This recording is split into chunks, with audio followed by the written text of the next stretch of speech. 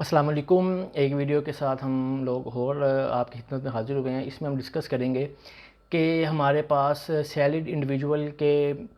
लिए एक medical allowance हमें मिलता है। सेकंड स्केजुअल का क्लोज़ 139 है कि जी आपकी बेसिक सैलरी जो है उसका 10% आप लोग जो है आपको एग्जाम्प्ट है। अच्छा, इसमें कुछ चीज़ें जो हैं ये मैं आपके साथ डिस्कस करना चाहूँगा। सबसे पहले तो देखें, आपने ये देखना है कि आपकी बेसिक सैलरी पे ऊपर जो 10% की एग्जाम्शन जो आप उसको रिटेन करना चाह रहे हैं, उसका कुछ क्राइटेरिया है। सबसे पहले तो ये देखना है कि अगर तो आपका एम्प्लॉयर आपके साथ जो उसने एम्प्लॉयमेंट एग्रीमेंट किया उसमें अगर किसी किस्म का उसने आपको मेडिकल बेनिफिट दिया, ठीक है, तो फिर ये 10% की आपको मेडिकल जो एग्जाम्शन है वो नहीं मिलेगी। लेट्स से अगर आपको आपका एम्प्लॉयर जो है वो आपको मेडिकल अलाउंस की फैसिलिटी दे रहा है, ठीक है, या उसने आपकी कोई इंश्योरेंस वगैरह करवाई वो आपको पे करो और आप उसको क्लेम भी कर लेते हैं, ठीक है, तो फिर तो आपको जो 10% का बेसिक जो सैलरी का क्लोज 139 वाला जो है वो अप्लाई नहीं होता। हाँ, अगर आपका एम्प्लॉयर आपको किसी किस्म की भी कोई मेडिकल फैसिलिटी नहीं देता, पहली बात, ना ही कोई इंश्योरेंस वगैरह की कोई मेडिकल की फैसिलिटी है, तो फिर आप क्या कर सकते हैं कि आपकी जो बेसिक सैलरी है उस बेसिक सैलरी का 10% जो है वो आप उसको लेस करके एग्जाम्प्ट वाले कॉलम में लिखे इनकम टैक्स रिटर्न में, बाकी के अमाउंट जो है आप टैक्सेबल अमाउंट कर सकते हैं। अच्छा, अब इसमें प्राइवेट कंपनीज का जो एम्प्लॉयज़ हैं वो क्या करते हैं। अब असल में होता क्या है कि जो प्राइवेट लिमिटेड कंपनी है, ठीक है, वो प्राइवेट लिमिटेड कंपनी की 100% जो अमाउंट है वो टैक्सेबल होती है। उन्होंने जो अपने अलाउंसेस वगैरह रखे होते हैं उन्होंने अपनी चालाकी खेली होती है कि जनाब आपकी 50% जो है वो बेसिक सैलरी है, 10% आपका यूटिलिटी अलाउंस है, 20% आपका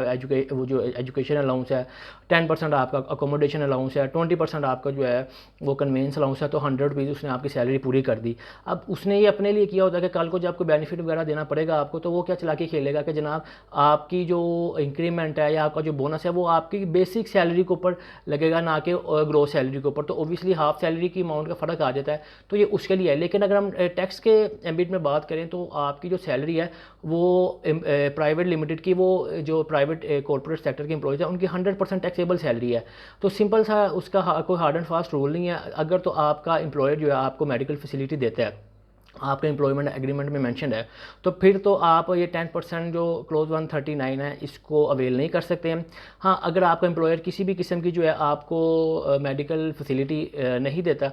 ठीक है, तो फिर आप क्या करेंगे, जो आपकी 12 माह की सैलरी बनती है उसका बेसिक सैलरी का जो है 10% आप उसको एग्जाम्प्ट कर सकते हैं। अच्छा, अब यहाँ पे एक और चीज़ मैं आपको बताता चलूँ, ये चीज़ प्रैक्टिस में है, इवन दो ये आप कह लो कि गलत है लेकिन प्रैक्टिस में है और नॉर्मली इसी तरह चल रहा होता है हर इंडस्ट्री में। लोग क्या करते हैं कि क्योंकि टैक्सेबल सैलरी आपकी ग्रोस है प्राइवेट सेक्टर की, तो वो आपके तमाम अलाउंसेस के साथ है अदर देन रिम्बर्सेबल एक्सपेंसेस, ठीक है, तो वो क्या करते हैं कि आपकी जो पूरी सैलरी है ना उसका 10% लेके आपका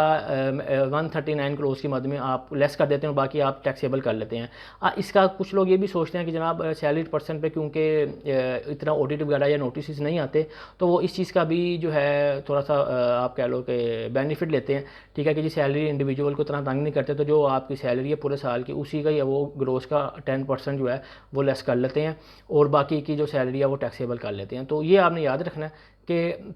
अगर तो आपका एम्प्लॉयर आपको फैसिलिटी देता है, ठीक है, लेट्स से अगर उसका आपको कोई मेडिकल फैसिलिटी दी हुई है और आपने अवेल किया है, तो आपने जिस डॉक्टर के से अपनी कोई प्रिस्क्रिप्शन वगैरह जो ट्रीटमेंट करवाया है उस डॉक्टर का एंटीएन होना लाजमी है। अगर किसी इंस्टीट्यूट से करवाया, कोई क्लिनिक है, हॉस्पिटल है, तो उसका एंटीएन होना लाजमी है और वो बिल्स जो हैं आपके एम्प्लॉयर ने वेरीफाइड किए हों, तो उस केस में जो आपके अकाउंट में रिम्बर्समेंट की क्रेडिट ट्रांजैक्शंस होंगी उसको वो इनकम कंसीडर नहीं करेगा। अदरवाइज़ जो है अगर उसका एंटीएन अवेलेबल नहीं है या उसका जो है उन बिल्स को आपके एम्प्लॉयर ने वेरीफाई नहीं किया हुआ, तो ये तब होता है जब वो आपसे इन्फॉर्मेशन वगैरह मांगता है, तो उस केस में जो है आपको अमाउंट जो क्रेडिट हुई होगी वो आपकी इनकम का पार्ट बना देगा। हाँ, अगर आपको ये फैसिलिटी अवेलेबल है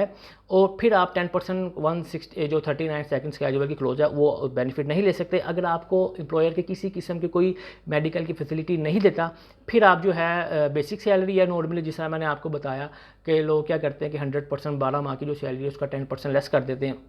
उसमें भी एक तरीका होता है कि अगर आप अब टोटल सैलरी को मल्टीप्लाई 10% कर लें तो अमाउंट कुछ ज़्यादा आती है। अगर आप कंसीडर करते हैं कि यार जो मुझे अमाउंट मिली है इसके अंदर ही मेडिकल अलाउंस शामिल है, तो आप मल्टीप्लाई 10 डिवाइडेड बाय 110 करते हैं तो वो अमाउंट कुछ कदरे थोड़ी निकलती है आपकी 10% से। तो जो दूसरा तरीका है मैं उसको ज़्यादा प्रेफर करता हूँ कि आप कंसीडर करते हैं कि यार जो आपको सैलरी मिली है 12 माह में, उसके अंदर ही आपकी जो है सैलरी जो मेडिकल है वो आपका अलाउंस इसके अंदर ही इंक्लूड है। तो जो भी 12 माह की सैलरी है वो मल्टीप्लाई 10 डिवाइडेड बाय 110 करके जो अमाउंट निकलती है उसको आप निकाल के अपने एग्जाम में लिख देते हैं।